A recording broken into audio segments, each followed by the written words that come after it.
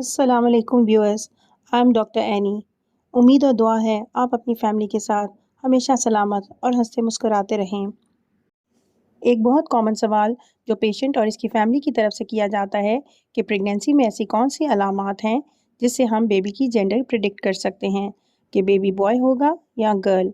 मेरे comment section में भी बार बार ख़वातीन बेबी बॉय के सिम्टम्स के मुतालिक सवाल करती हैं।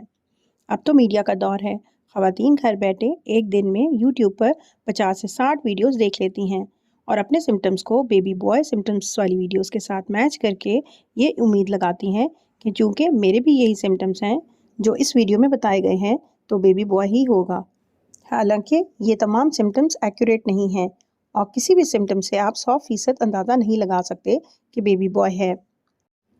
प्रेगनेंसी में हार्मोनल चेंजेस की वजह से बेबी की जिन्स का किसी हद तक अंदाज़ा लगाया जा सकता है, लेकिन हर बार ये अलामात सच साबित नहीं होती और बाज़ औक़ात ये गलत भी साबित हो सकती हैं, क्योंकि आपकी बॉडी में कुछ तब्दीलियां सिर्फ हार्मोनल चेंजेस की वजह से होती हैं और इनका बेबी की जेंडर के साथ कोई ताल्लुक नहीं होता और कोई भी अलामत साइंटिफिक तहकीक के मुताबिक 100% एक्यूरेट नहीं होती। इवन हर प्रेगनेंसी के साइंस और सिम्टम्स दूसरी प्रेगनेंसी से मुख्तलिफ होते हैं। इसमें अहम तरीन बात यह है कि बेटी और बेटा दोनों अल्लाह पाक की देन है। बेटा खुदा की नेमत है और बेटी रहमत। दुआ करें कि खुदा पाक आपको सेहतमंद औलाद से नवाजें। तो चलें हम इन मिथ्स को डिस्कस करते हैं जो आम तौर पर बेबी बॉय प्रेगनेंसी की अलामत समझी जाती हैं। Number 1, morning sickness. ये प्रेगनेंसी का एक कॉमन सिम्टम है जिसमें फ़ीमेल को सुबह के वक्त उल्टी मतली फील होती है।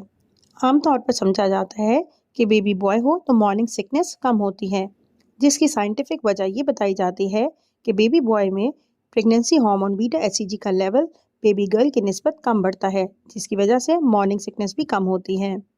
लेकिन ये सिम्टम भी 100% एक्यूरेट नहीं है, क्योंकि वॉमिटिंग कभी ये डिसाइड नहीं करती कि बेबी बॉय होगा या गर्ल। Number 2, hair growth. आमतौर पर यह ख्याल किया जाता है कि अगर बेबी बॉय है तो आपके बालों की ग्रोथ ज़्यादा होगी, क्योंकि male hormone testosterone hair follicles की ग्रोथ को ज़्यादा करते हैं, जिसकी वजह से बाल घने हो जाते हैं और हाथ पैर पर भी बाल ज़्यादा हो सकते हैं। लेकिन ये भी ज़रूरी नहीं कि हर प्रेगनेंसी में ऐसा हो और बेबी गर्ल प्रेगनेंसीज में भी हेयर ग्रोथ ज़्यादा हो सकती है, इसलिए ये भी एक मिथ है। Number 3, skin changes.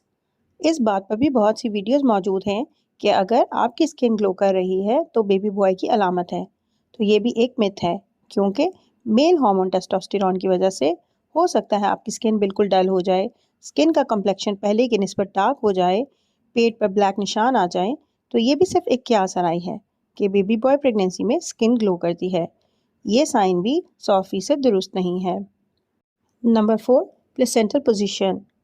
कुछ लोग समझते हैं कि प्लेसेंटा राइट साइड पर है तो बेबी बॉय होगा, या प्लेसेंटा पोस्टीरियर है तो बेबी बॉय होगा। ये सारी बातें मिथ्स हैं, ये साइंटिफिक रिसर्च से साबित नहीं होती। ये लोगों की बनाई हुई बातें हैं जिन्हें मेडिकल साइंस बिल्कुल नहीं मानती। मेल बेबी हो या फीमेल, किसी का भी प्लेसेंटा भी यूट्रस में किसी जगह भी अटैच हो सकता है। बेबी की जेंडर का अंदाज़ा लगाने के लिए प्लेसेंटा की पोजीशन मैटर नहीं करती। इसका कतन बेबी की जेंडर से कोई ताल्लुक नहीं। ऐसे बेशुमार मेल फीटस होते हैं जिनका प्लेसेंटा एंटीरियर या लेफ्ट साइड पर होता है। Number 6, feet swelling.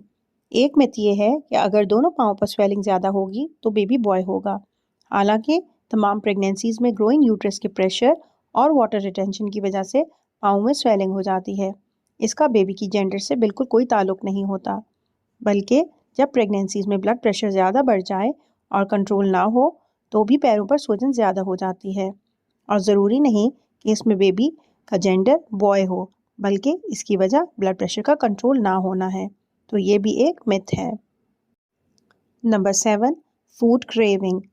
एक ख्याल यह किया जाता है कि अगर बेबी बॉय हो तो आपका चटपटी और मिर्च मसाले वाली चीज़ें खाने को दिल करेगा, मीठा आपको बिल्कुल अच्छा नहीं लगेगा। इस बात का भी कोई साइंटिफिक प्रूफ नहीं है और इसका भी बेबी की जेंडर के साथ कोई रिलेशन नहीं है। Number 8, baby heart beat. अब इस सिलसिले में कुछ लोगों का बिलीफ है कि अगर हार्ट रेट 140 से कम है तो बेबी बॉय होता है और अगर 140 से ज़्यादा है तो बेबी गर्ल है। बहुत सी रिसर्चेस और अल्ट्रासाउंड की मदद से ये साबित हो गया है कि ऐसा कुछ नहीं है। बेबी जेंडर को आप फीटल हार्ट रेट से डिटेक्ट नहीं कर सकते। ये सिर्फ एक मनगढ़ंत बात है। बेबी की हार्ट बीट पूरे 9 माह में एक जैसी नहीं रहती। 6 हफ्ते पर ये 110 होती है। इसके बाद 9 से 10 हफ्ते पर ये बढ़कर 170 तक पहुंच जाती है। इसके बाद ये कम होना शुरू हो जाती है और 20 हफ्ते पर ये तकरीबन 140 हो जाती है और पूरे 9 माह पर ये फीटल हार्ट रेट तकरीबन 120 से 130 होता है। इसके अलावा भी इसमें वेरिएशन होती हैं, यानी हर मिनट में इसमें 5 से 15 बीट्स पर मिनट चेंज आता है, यानी पूरी प्रेगनेंसी में फीटल हार्ट रेट एक साथ नहीं रहता। तो ऐसे फीटल हार्ट रेट से बेबी की जेंडर का अंदाज़ा लगाना पॉसिबल नहीं है।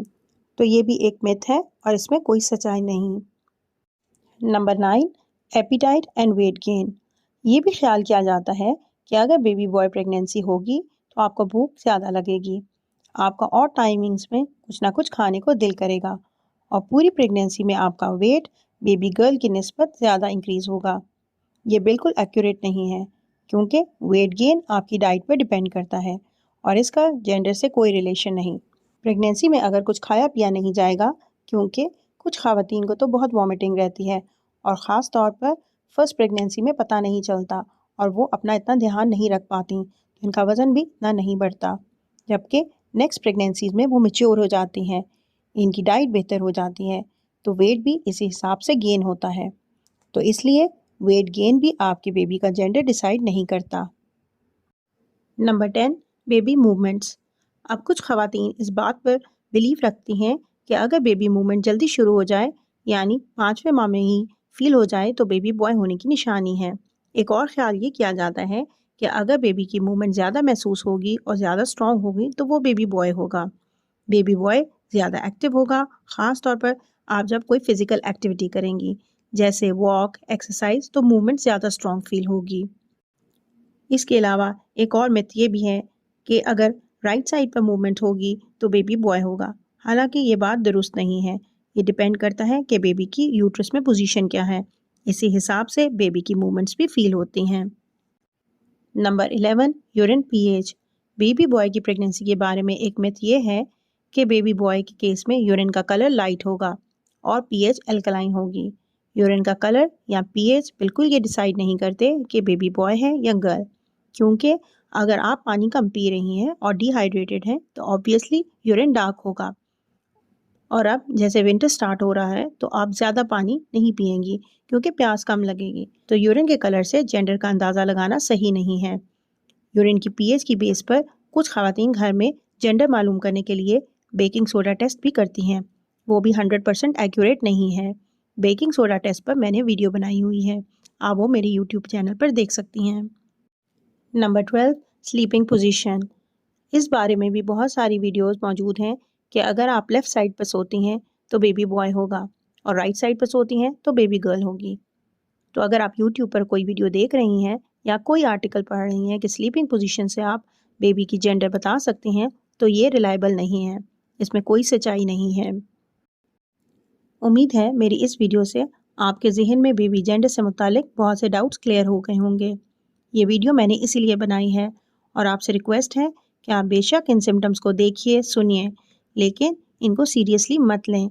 अपनी प्रेगनेंसी को एंजॉय करें, हेल्दी बैलेंस डाइट का इस्तेमाल करें, क्योंकि अगर आप हेल्दी खाएंगी तो आपका बेबी भी हेल्दी होगा और सेहतमंद औलाद खुदा पाक की सबसे बड़ी नेमत है। ये इख्तियार सिर्फ इसके पास है कि वो आपको बेटे से नवाजे या बेटी से। अल्लाह पाक आपको सेहतमंद औलाद से नवाजें। दुआ में याद रखिएगा। शुक्रिया। अल्लाह हाफिज़।